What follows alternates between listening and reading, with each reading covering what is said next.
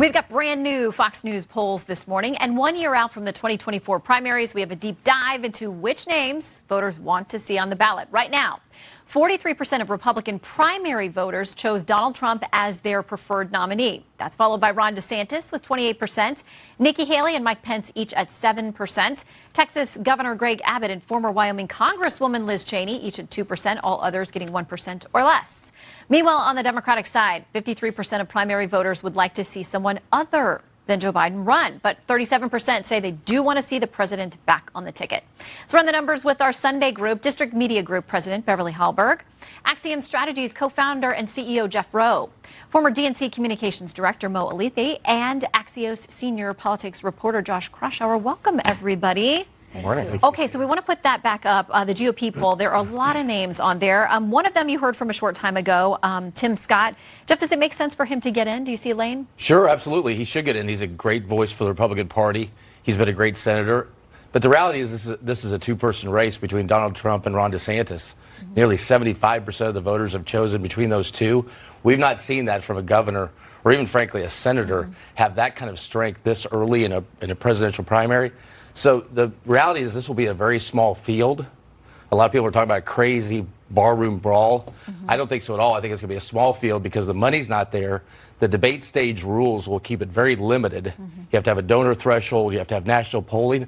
And there's simply no room for a third or fourth or even fifth person in this race. So, Beverly, anybody else getting it at this point? Is it a waste of time? Or are they running for VP? What are they doing? Well, I think they're running for just the name identity, whether that is for VP or for other purposes as well, because I think even when Donald Trump ran initially for president, I don't think he thought he was going to get the nomination, but it does great things for people's businesses, et cetera. But I think what we're going to be looking for is how long people stay in. So I agree it's going to be the two-person race between DeSantis and Trump more than likely. But if people are for anybody but Trump on the Republican side, the more crowded the field is, the harder it's going to be for anybody to defeat him in the primary. So it depends on whether or not certain Republicans are going to coalesce together to try to get people to jump out quicker. Yeah, and Josh, we're talking about Ron DeSantis. The governor's not in the race yet.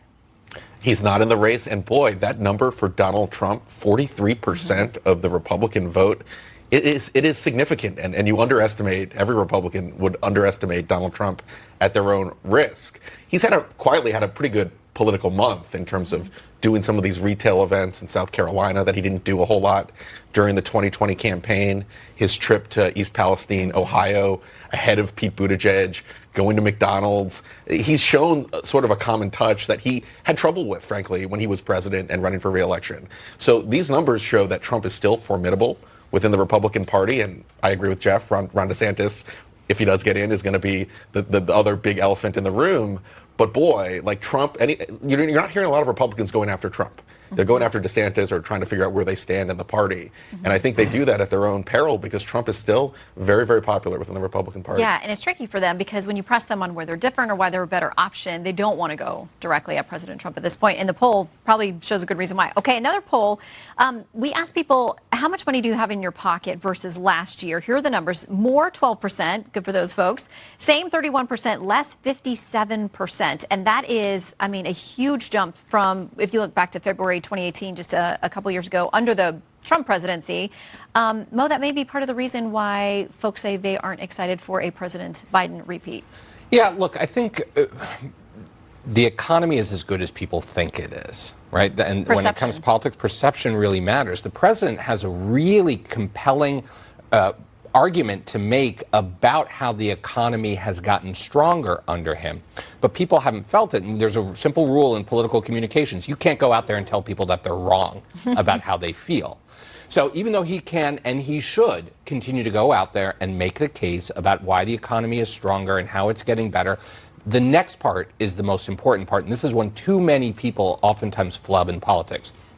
We're getting better, but not enough people are feeling it, and here's what we're going to do next. That has to be what this president talks about every single day for the next 2 years. And I think he's well positioned to do it, and I think the way this Republican field is shaping up actually gives him even more room to do it. Because if the Republican field is out there talking about how woke the left is, and the president is out there saying, economy's getting stronger, but not enough people are feeling it, and here's how we're going to make sure you do, That's a contrast Democrats would really like to have. Does anybody think President Biden decides not to run?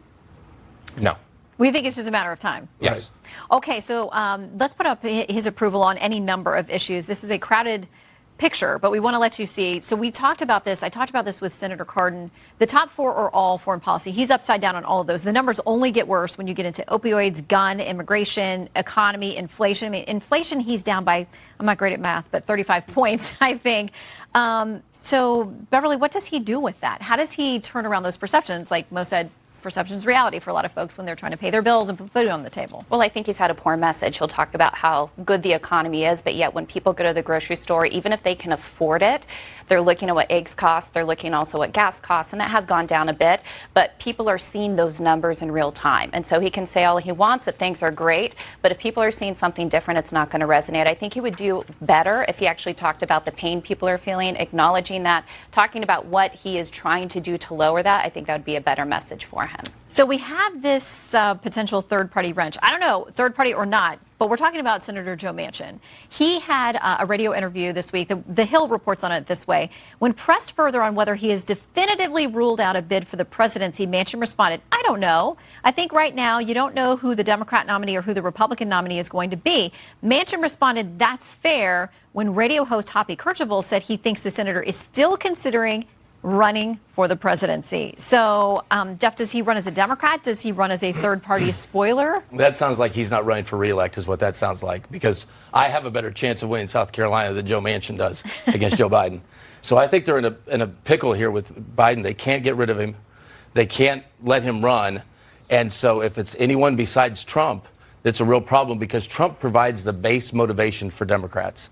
That's what took us from a historical 125 million vote turnout for a Republican presidential election to 150 last time. And so I think that's their hope, that they get the rematch that they want and the rest of the country really isn't looking for. Well, and Mo, President Trump has not committed to supporting the GOP nominee if it's not him.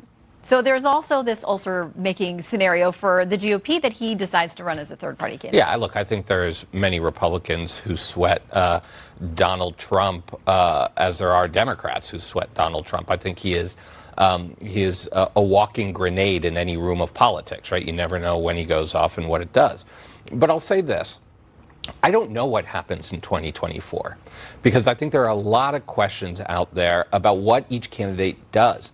Ron DeSantis looks super strong, but Ron DeSantis has never been tested on a national stage. He could get on a national debate stage, right? Remember, at this point in 2016, in 2015, I guess, Jeb Bush looked really strong for Republicans. 8 years before that, Rudy Giuliani looked really strong for Republicans before they got tested. DeSantis hasn't been tested. If I'm on the Biden campaign, the guy I'm looking at the most closely is a Tim Scott, who has a way to talk about issues different than the rest of them, who are all out there trying to be out anti-woke one another.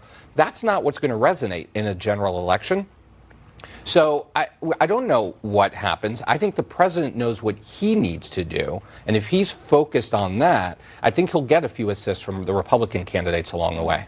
Okay, quick break here because we have a lot more to discuss. Up next, Republican Congresswoman Marjorie Taylor Greene kicked off a heated debate this week, tweeting about what she called, quote, national divorce. The panel will talk about that and much more as the Congresswoman doubles down.